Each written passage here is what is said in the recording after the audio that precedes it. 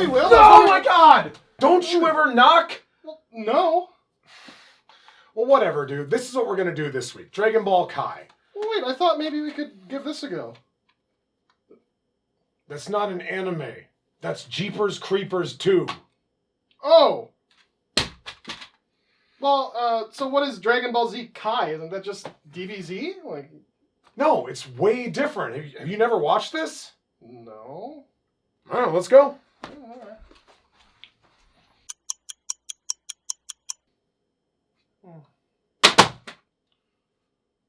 Okay, hang on. So, you're telling me for DBZ Kai, in the original series, they didn't have that plot-critical scene at the beginning of the first episode, and it still took them 3 episodes to do what the first 2 of this show did? That's correct. Why? Because fuck you. Oh.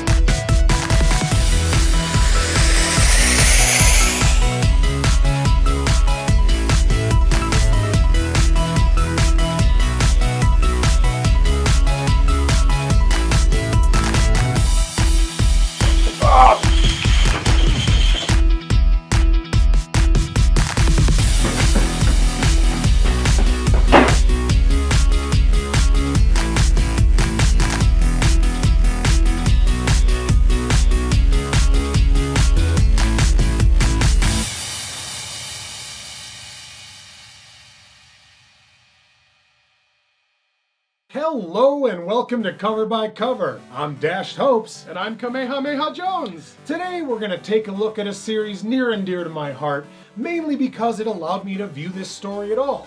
It's a great reincarnation of a classic shonen manga. So we're still not talking about Dragon Ball Z here?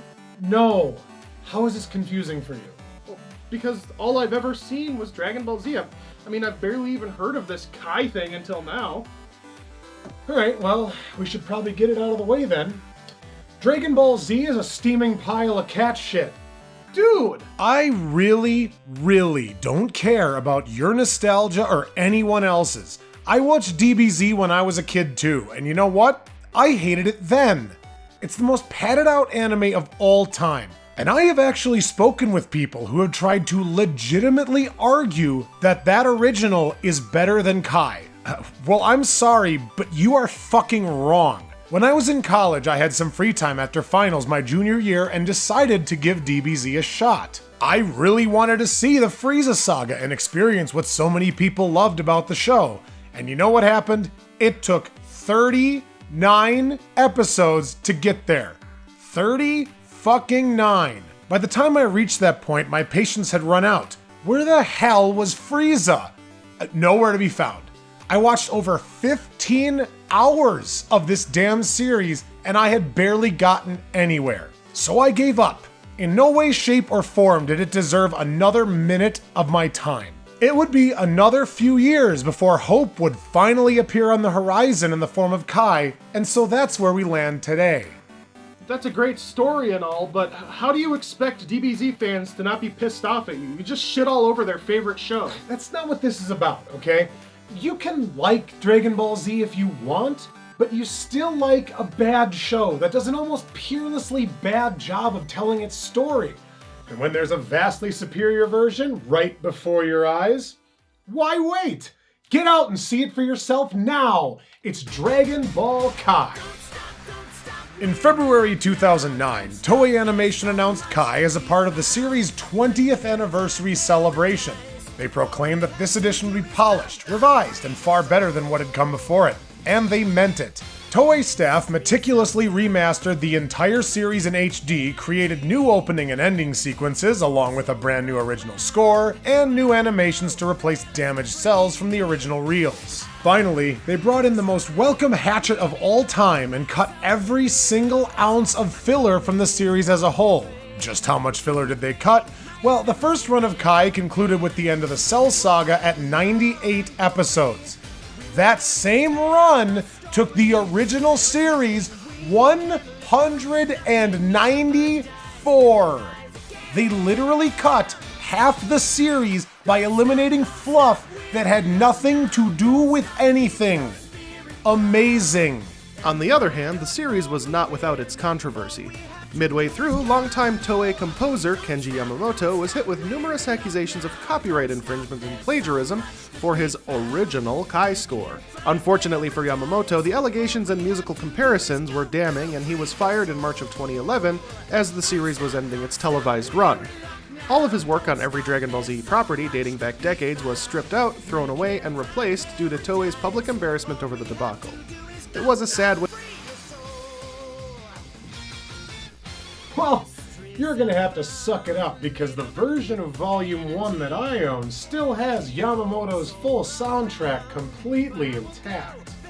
Wow, can I suck your dick right now? Absolutely I am. You see, I don't believe in erasing history just because you don't like it. This happened. It aired on national Japanese television. So today, we're gonna experience it too. So gather around and let's find out just how great this can be. It's Dragon Ball Kai, everyone. Let's do it. We dive in balls deep on the planet Krypton, where Brainiac makes it go kablamawam, but luckily Kal-El is sent to Earth as an infant.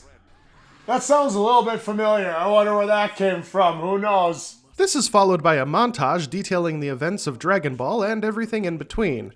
As a shooting star of doom approaches, we rejoin our favorite human chimpanzee. Goku! I'm glad you're back. Have you seen Gohan? I've got lunch ready. Well, what are we waiting for? I'm starving. Did you even hear what I said? I asked you where your son is. Huh? I don't know. I thought he was with you. Blubbering vagina Gohan Darwins his way into a stream and ostensibly dies, but then doesn't because he manages to leap 100 feet in the air at the last second. This is surprising to the man who can lift several tons over his head because it's a series-long plot thread. Meanwhile, in good ol' Alabama,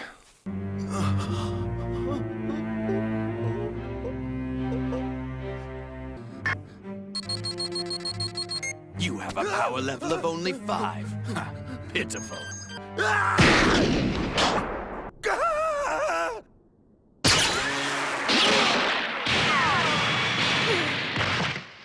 and he is dead. No, seriously, that guy is legit dead. None of that, I can see their parachutes, they're okay bullshit. Not even 5 minutes in, we're one murder deep. Meanwhile, thousands of miles away, our new villain Raditz, complete with garter belt and John Cena armband, finds old villain Piccolo, and the two have one hell of a dick off. Power level 322. That's almost respectable. Almost.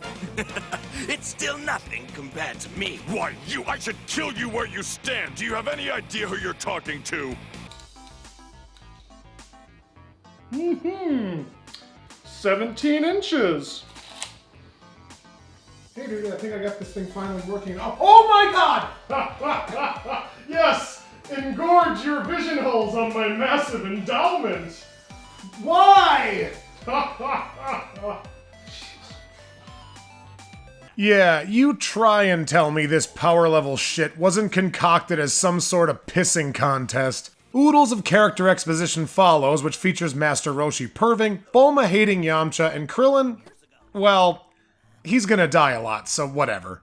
Hey, look, we're here! Master Roshi's house! And what the hell is this happy horse shit? Chi-Chi sent out Goku to find their son, who she was worried sick about, but the guy nabs him and pisses off to Roshi's without even returning home. What an asshole!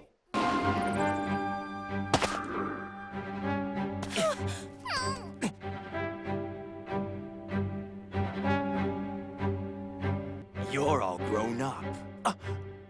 But I could tell it was you at a glance, Kakarot. What? Did you just call me a cack? You piece of shit, I'll kill you! Finally, after Raditz kills Krillin for good measure, he reveals the epic twist that he wasn't just wearing a fashionably hairy belt, and the episode ends. Wait, seriously? That's already it? Yeah.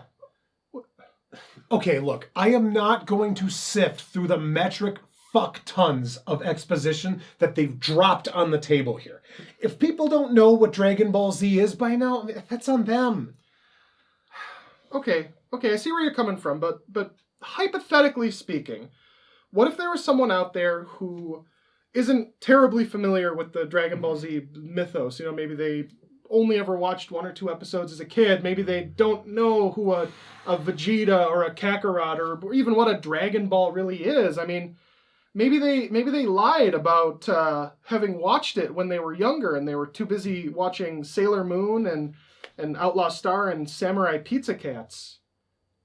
Just hypothetically speaking, of course. So you've never watched any of this? Like I said, I caught an episode or 2 when I could. Please just go kill yourself.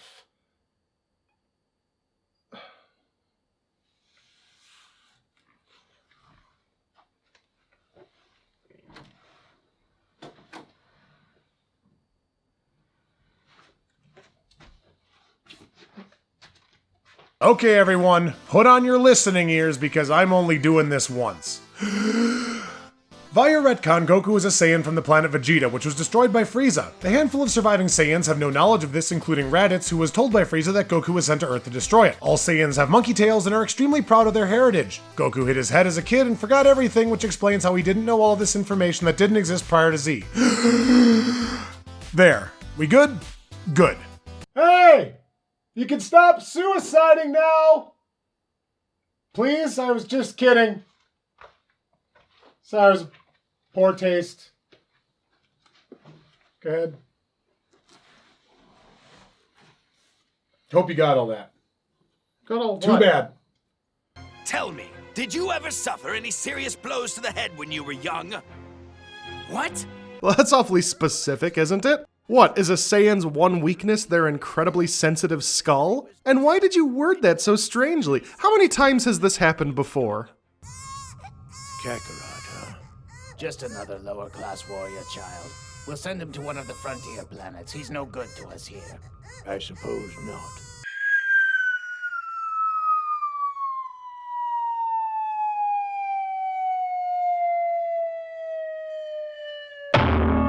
Oh, shit. What are we doing again? Where am I? Well, clearly Frieza hit all of the Saiyans on the head when he made them his bitches because Raditz seems convinced that the Saiyan way has always been to conquer other planets and sell them off. Now, this is weird because, even in the entire duration of the series, this is never brought up again and we have absolutely no idea whether or not it's actually true. It's a bit hard to feel bad for the Saiyans, even when they got virtually genocided, if they're a bane on the entire universe and had been going around committing their own genocides for their entire history. So why leave this hanging? Why let it be vague and uncertain? Well, that's because, by Akira Toriyama's own admission, he was making this crap up as he went along. I mean, is there a line missing? Has Frieza always been making the Saiyans do this? Was Goku's father the only one who second-guessed it? Was Planet Vegeta's destruction the white flash that destroyed the world in Lisa? Too many questions, damn it. Several hours of not exceptionally well-veiled exposition later, Raditz finally gets to the point. What happened to your tail? That? It got cut off a long time ago. What's it matter? Ah, you fool! How could you let that happen? That explains how you've been able to fit in so well with these miserable humans. That explains why this entire story was so easy to retcon. Christ, next you're going to tell me you did it with a human woman. Counting you, there are only 4 left in the universe who are of Saiyan descent. I was away on assignment with another of our warriors when the meteor hit. Recently, we happened upon an inhabited world that we think could fetch us a nice price. But there's just one tiny problem. Even with all 3 of us, it won't be an easy fight. Your power level is lower than I would have liked, but even so, the 4 of us together should be able to manage just fine. Stay away from me! I'll die before I help you murder an entire world.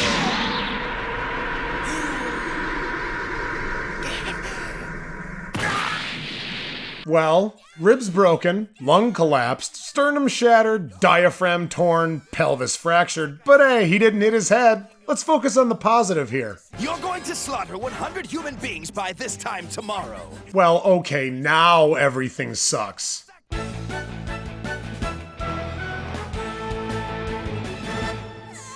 Just in case you missed anything, I'll say it one more time. Oh, what? A commercial break was enough cause to repeat exposition? Frick you, anime, what's next? A scene transition? Did you catch all of that, Kakarot? Yes! If we were to team up, combine our strengths, and face them together, then perhaps there's hope. Hold on. This isn't like you. Why would you suddenly offer to help me? I just don't want that alien monster interfering with my conquest of this planet. Worst of all, he called me a mean name. That is absolutely unacceptable. Teaming up with Goku. I only hope I can suppress my urge to vomit. Nope, couldn't do it. Okay, maybe no.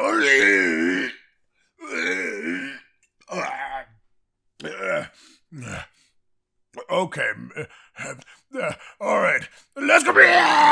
Gohan tries to overcome his extremely specific fear of being trapped inside of sphere-shaped enclosures, while Goku and Piccolo plan their attack. How did you know where to find me? That is none of your business. All right, then I'll try a different question. I'm curious. I hate the acoustics in here. Raditz, being a level-headed individual concerned with the survival of his race, decides to murder Goku instead of, like, I don't know, beating him into submission, torturing him, forcing him to join your cause, some other smart thing. And as our heroes learn that even stronger Saiyans await them, you guessed it, the episode ends. So, JT, in front of everyone at home, would you continue watching? I don't know, are you gonna make me kill myself again? Maybe, maybe not. I mean, we'll see where it takes us. Yeah, you know what? Fuck you. I would not continue watching, and you know what? I'm not even mad about it. Alright, here's the deal. Dragon Ball Z is shonen in its most pure, unrefined form. It's one of the classics, and as a result, now feels derivative. I'd much rather experience One Piece, Yu Yu Hakusho, or My Hero Academia, and they all do it better. Sorry, DBZ fans, but this train has sailed for me. Cunt. Thunder douche. Shit nuts. Turbo fag. Well, I guess we'll have to agree to hate JT then, because I would definitely continue watching. I agree that Dragon Ball Z is a flawed series. It is not perfect, not even Kai.